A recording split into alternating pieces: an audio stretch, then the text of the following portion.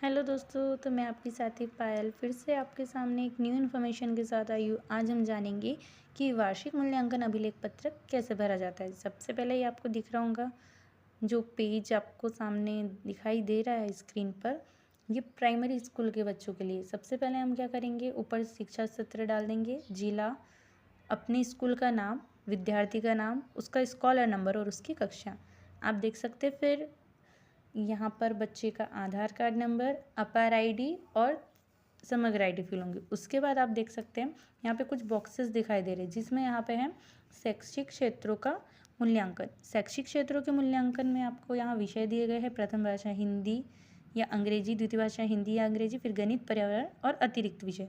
Then यहाँ मासिक मूल्यांकन है, जो वार्षिक भर में हम जो टेस्ट लेते हैं बच्चों के, उसके मार्क्स। यहाँ पे आपको 10 में से ही पूर्णांक चढ़ाने हैं, तो आप हर महीने के हर एक बच्चे के हर विषयवार 10 में से उसके प्राप्तांक चढ़ा देंगे। जब प्राप्तांक चढ़ाएंगे तो यहाँ पे उनका योग करके आपको लिख देना है। इसी प्रकार जो अर्धवार्षिक मूल्यांकन लिया था हमने 60 नंबर का, उसमें बच्चों को किस विषय में कितने मार्क्स मिले थे वो फिल कर देंगे और उसका ग्रेड लिख देंगे। ये वार्षिक मूल्यांकन फिल करेंगे आप।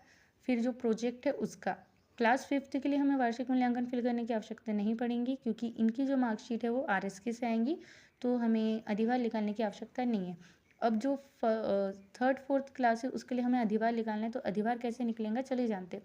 सबसे पहले ये जो हमारे मासिक मूल्यांकन है जो है 6 महीनों के, ये बच्चों को जिस जिस विषय में जितने मार्क्स मिले उन्हें टोटल कर लेंगे।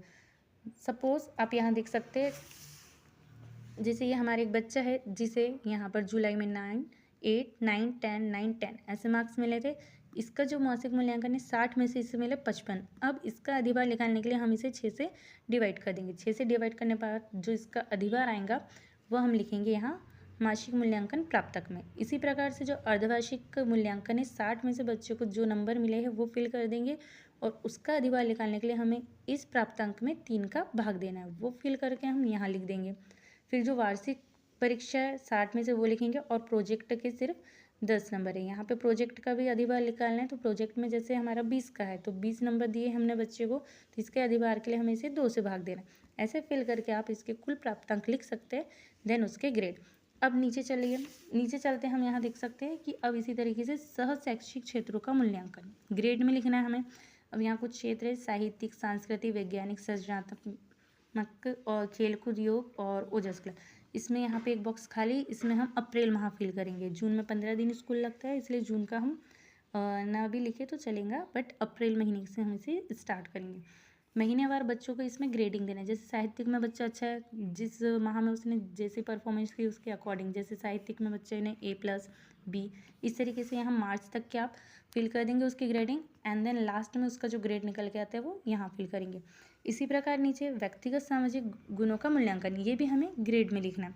जैसे नियमितता, बच्चे रोज स्कूल आते हैं नहीं आते, उस आधार पे हम उसे ABC ग्रेड देंगे। समयबद्धता, टाइम पर आते हैं नहीं, स्वच्छता है कि नहीं, अनुशासन में बच्चे रहते हैं कि नहीं, उनमें सहयोग की भावना है या नहीं। ऐसे करके जो 8 टॉपिक्स हैं, इस पॉइंट्स के आधार पर हम उन्हें ग्रेडिंग देंगे, और इसका भी कुल ग्रेडिंग यहाँ लिख देंगे। लास्ट में हम कुल प्राप्तांक में क, ख, ग ये कॉलम है फर्स्ट वाला, इसका जो ग्रेड आएगा वो सेकंड कॉलम का ग्रेड, और थर्ड कॉलम का ग्रेड, ये मिला के टोटल ग्रेडिंग करेंगे। एंड देन लास्ट में आपको कुल शिक्षक दिवस, विद्यार्थी की उपस्थिति, यहाँ हस्ताक्षर और शिक्षक का जो अभिमत है वो, फिर उसका ग्रेड, और उसे कक्षा किसमें कक्षोन्नति दी जाती है। इस तरीके से आप अपना ये जो मूल्यांकन प्रपत्र है वो भर सकते हैं। Thank you for watching. बने रहिए हमारे साथ, चैनल को लाइक, सब्सक्राइब एंड शेयर ज़रूर करें। Thank you.